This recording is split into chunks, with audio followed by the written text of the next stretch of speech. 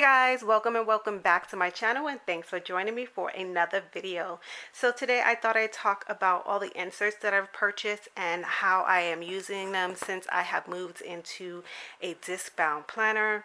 I'm probably not going to get to all the inserts today. I don't want it to be a super long video, so if I find that it's going long, I will go ahead and do a part 2 to this video. As usual, I will put a link in the description box to the shops that I mentioned, and I will also be showing you a before and after the print of the inserts that I discussed, just so you can see what they look like when you purchase them versus how I'm using them, because I do find that I will tweak most of my inserts. In all honesty, I think unless I customize an insert, I'm always going to tweak it just a little bit.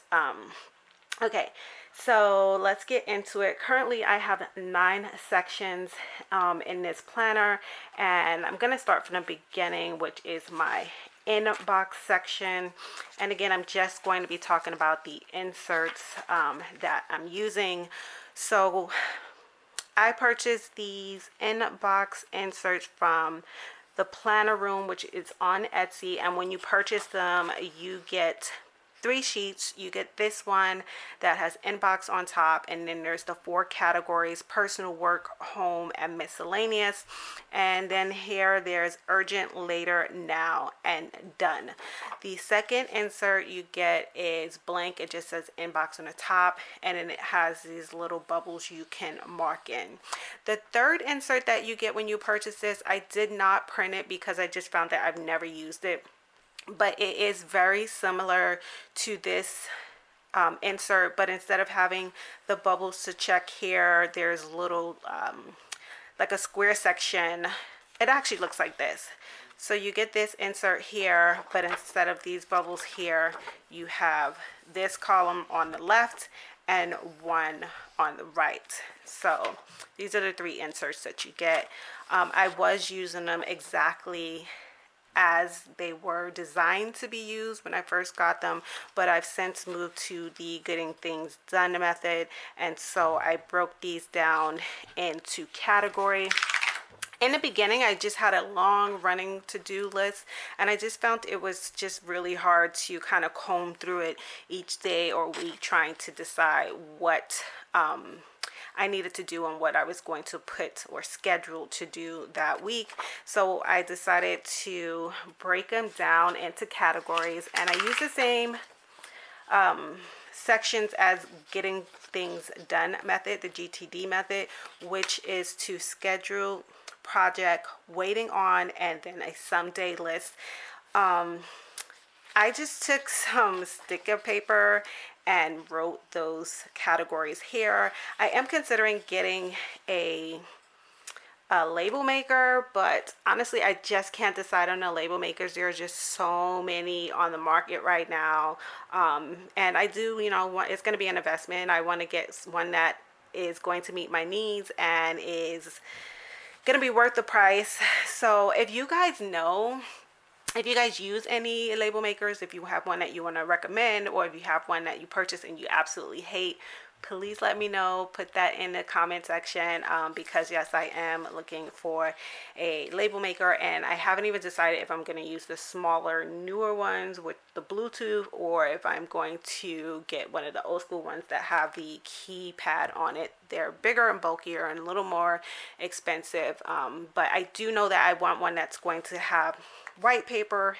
and a transparent paper. So those are the 2 things that I'm mostly looking for.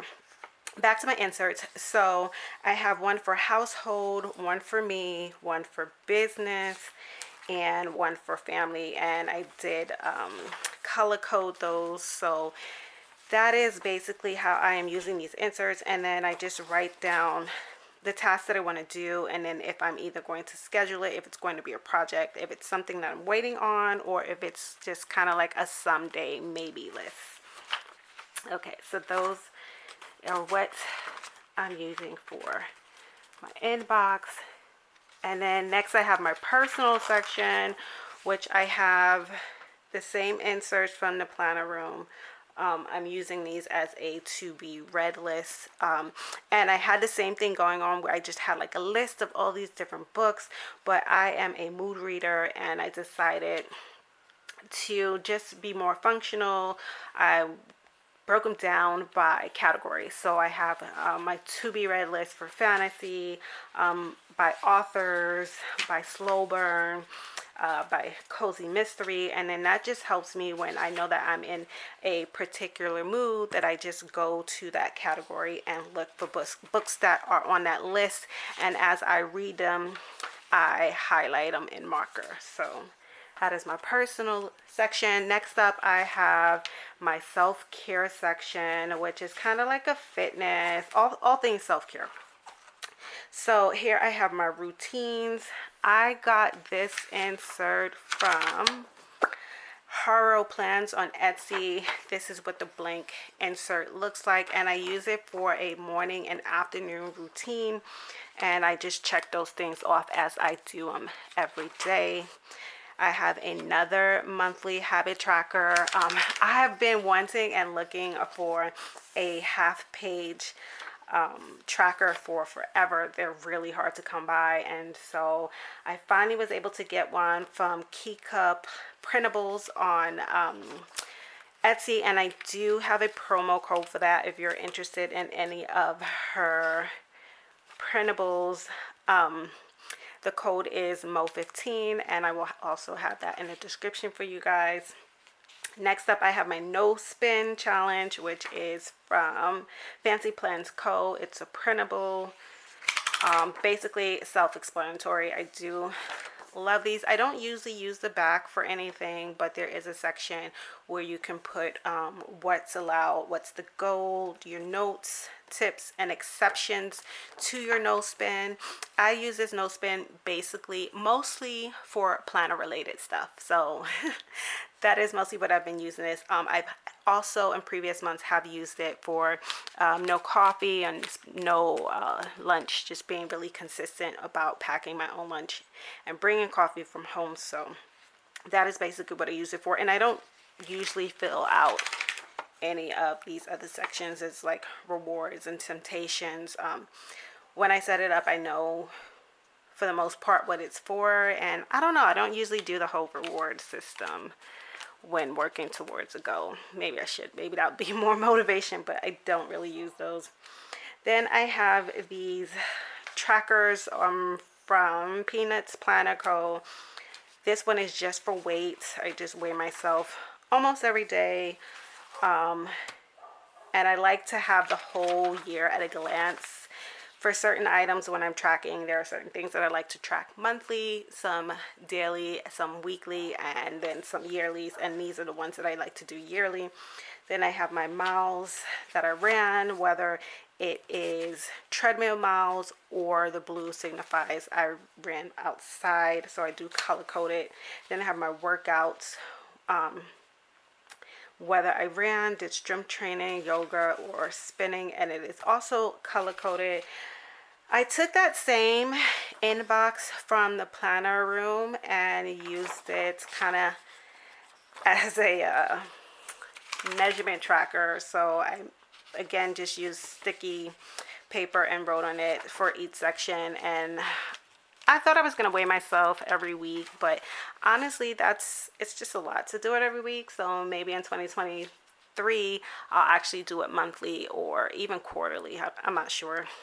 I don't know if I want to do it quarterly. That doesn't seem frequent enough, but weekly is just too often, and I think after week 40 I stopped doing it. So I also use the same tracker for headaches. And then I have my reoccurring task, which is also an insert from Peanuts Planner Co. And I've been using these inserts all of 2022. I do like them, and I think I'm going to continue using them in 2023. Next up, I'm actually going to skip this section. I'll come back to that another day. I might do my part 2 probably. Then I have these goal trackers, and for the life of me I cannot remember where I purchased these from. I will have to look them up and put the link in the description for you guys, but I can't remember where I got them from, but I really like these. I use these. This is what it looks like when you purchase them. I use these in two separate ways. I use it as a project planner. So here you'll see to organize my closet, and I broke down the steps that I will do. So my clothes, my handbags, my shoes, and then my husband's side of the closet, and I broke them down in sections because it's a big project and I know I'm not going to be able to knock it all out in one day, so I broke it down into steps. The second way I use these goal trackers is I will write down the goals for the month.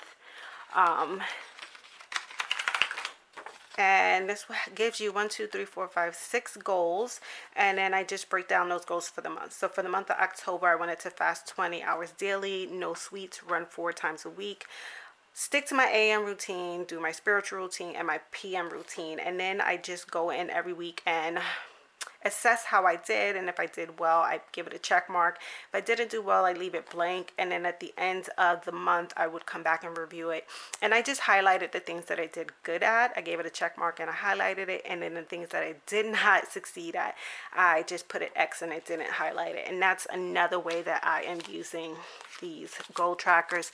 Again, I'll find that link for you guys. I'll find where I purchased that, and I will put that in the description box for you guys. And I think the last thing I'm going to go over are these inserts, which I really like.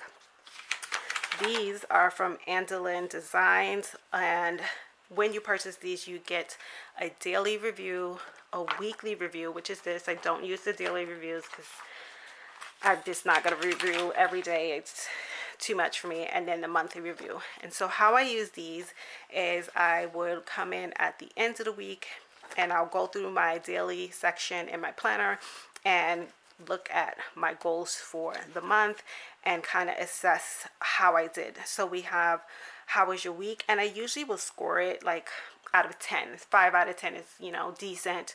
8 out of 10 is really good. 10 out of 10 is exceptional, of course. And then I would write down my small wins for the week, what's going well, task and progress. 3 things that I'm grateful for this week. I really do like using that. And sometimes I'll come in during the middle of the week or during the week. I won't always wait to the end of the week, and I'll put in what I'm grateful for that week, things that I can improve on, what's not working, and what I'll be focusing on the next week. I don't usually use this section, but it does says overall thoughts, ideas, and notes. So I will try to do this at the end of each week, so that way it makes it easier when I'm doing my monthly review. I will flip through all 4 of my weekly reviews, and then I can fill out this monthly review, which is how was your month, and I'll also put that a score, whatever out of 10. 1 being the worst, 10 being the best. Challenges and lessons that I've learned, what I need to improve on, things to stop doing, start doing, and keep doing. I really like this section. 4 things that I was grateful for that month. I try to think of things that I did not put on the weekly reviews for my monthly gratitude log. Highlights and top accomplishments.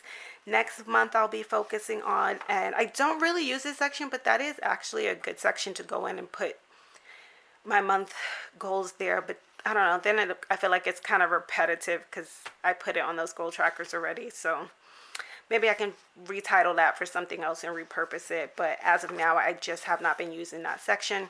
And then there's this little tracker here where you can put how you would rate the month. Personal growth 1 through 5, family relationship 1 through 5, social relationships 1 through 5, work/career, marriage and romance, finance and business. And then there's 2 extra lines, blank lines, where you can write in your own things that you want to rate. So that is the first part of my inserts that I'm using. I